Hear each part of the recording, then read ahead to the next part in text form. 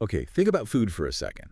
It's way more than just, fuel to keep us going, isn't it? Oh, absolutely. Gets tied up in our celebrations, our family stories, those meals that just really feel like home. Definitely. So today, on the deep dive, we're going to sort of explore that whole rich picture, not by looking at recipes exactly or restaurant reviews. No, we're going deeper. We're examining a couple of interesting sources you sent over. Yeah, we've got one which is a basic English lesson about a family barbecue. And then another piece that takes a much wider look at, well, food in general. So think of this as your express lane to some really useful insights. Exactly. Not just language, not just vocabulary, although that's there too, but also the cultural side, the essential role food plays for, well, all of us. Our mission really is to pull out those key ideas and maybe spark a few of those aha moments for you. Let's do it. All right, let's dive straight into that first source then, the EnglishPod lesson. It's about a family getting ready for a barbecue. Right. So picture it, setting up for an outdoor meal. And the key concept here is barbecue. We kind of all know what it means, generally speaking, but this lesson, it really unpacks it. Yeah, and what's interesting is how many layers the idea of a barbecue has. The lesson shows it's, mostly an outdoor thing. Usually in summer, warmer weather. Right. Food's obviously key, often cooked on a grill. But it's also really social. It's about connecting. Friends, family, maybe playing some games, just enjoying being together outside. And it's a verb, too. That's important. You barbecue the food. Ah, good point. So the cooking method itself is part of it. Exactly. So the lesson then gives us some really practical words for getting ready for this kind of thing. First up is marinate. Marinate. Yeah, you hear that a lot with cooking. The lesson explains it as soaking food, usually meat, like steak or chicken in a mix, spices, herbs, liquids. Like lemon juice, maybe? Or the lesson mentions yogurt, like in Indian cooking, which is interesting. Yeah.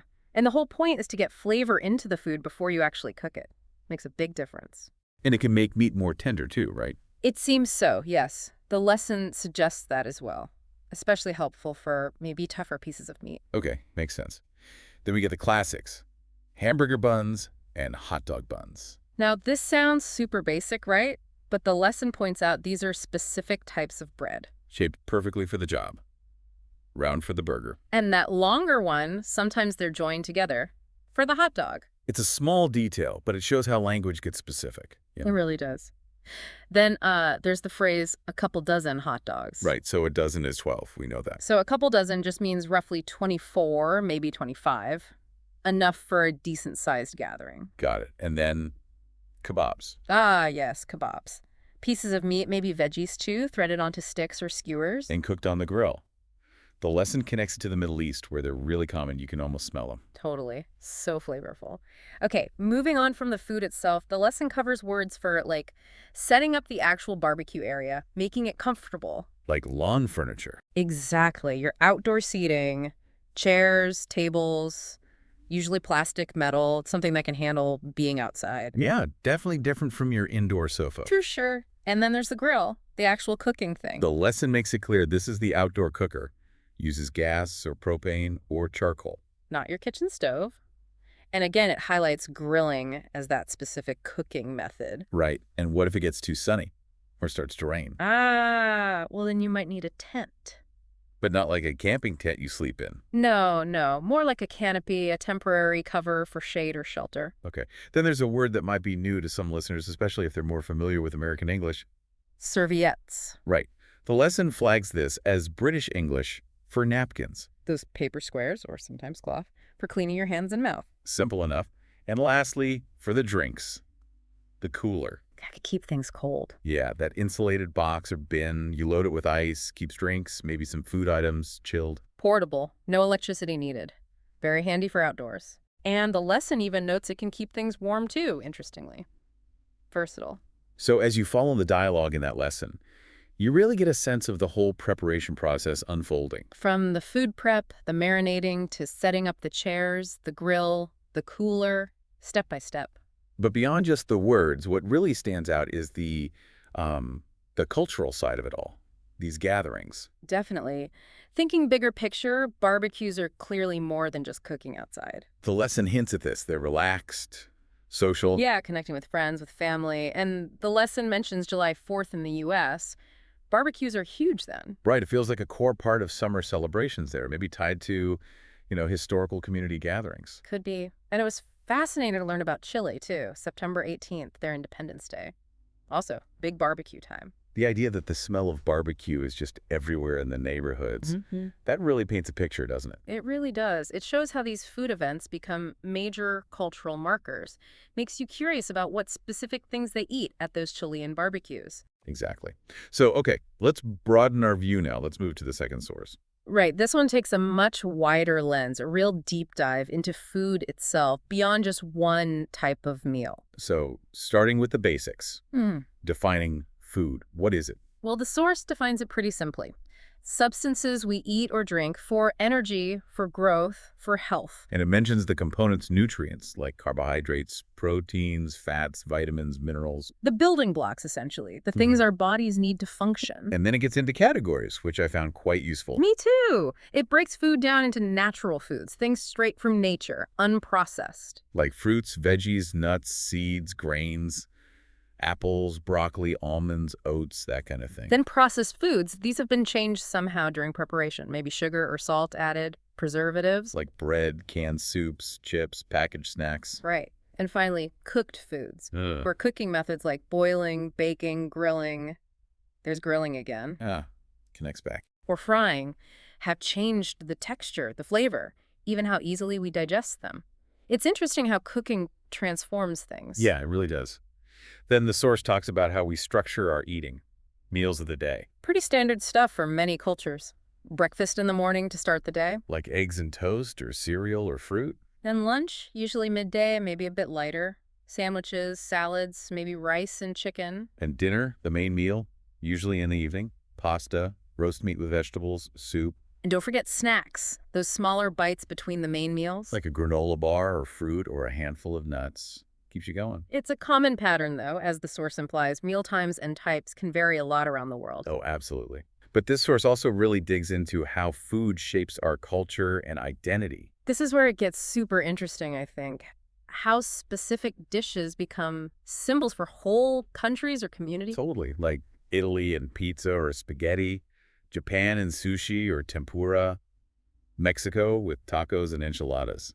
These foods are just instantly recognizable identifiers, aren't they? Part of the cultural DNA. And it's not just everyday identity. Food is huge for celebrations, too. Oh, yeah. Birthday cakes, big holiday feasts, special wedding meals.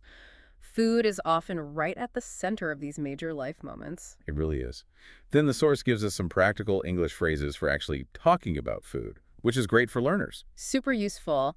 How to say what you like my favorite food is. Or asking preferences. Do you like spicy food? Or describing food. It tastes delicious. It's very healthy. And asking about meals or restaurants. What do you usually eat for breakfast?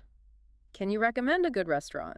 It just shows how much we talk about food. Constantly. And that leads naturally into healthy eating. Right. The source stresses balance, getting enough proteins, meat, fish, beans, carbs, rice, bread, healthy fats, nuts, avocados, plus vitamins and minerals from fruits and veggies. And I like that it mentioned enjoying less healthy stuff sometimes is okay. It's about the overall pattern, right?